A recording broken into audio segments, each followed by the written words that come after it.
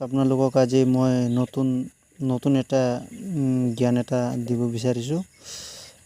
যিসকলে আত্মনিৰ্ভৰ আসাম অভিযান 2.0 যিসকলে এপ্লাই কৰিছিলে তেখেতসকলৰ ইণ্টাৰভিউ হৈছিলে। ইণ্টাৰভিউৰ পিছত একেদিন একো আপডেট অহা নাছিলে।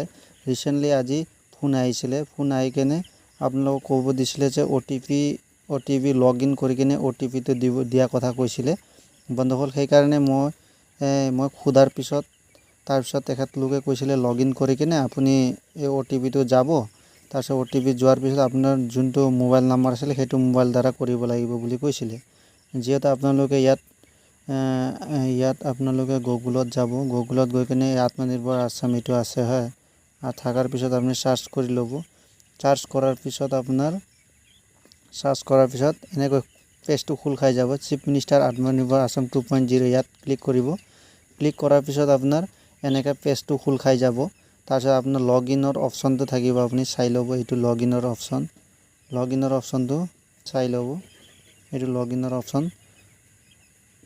তাৰপিছত লগ ইন মোৰ অলৰেডি কৰা আছে। মোৰ লগ ইন বৰ্তমান দেখুওৱা নাই।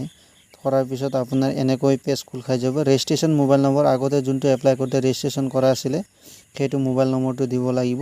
তাৰপিছত আপোনাৰ log in with O' T P এইটো অ' টি পিটো আপুনি যোনটো মেছেজ আহিব সেইটো অ' টি পি ইয়াত দি কেনে আপুনি ইণ্টাৰ কেপচাৰটো দি কেনে আপুনি ছাবমিট কৰি দিব। ছাবমিট কৰাৰ পিছত আৰু এটা অ' টি পি আহিব। সেইটো ছাবমিট কৰাৰ পিছত ক্লিয়াৰ হৈ যাব।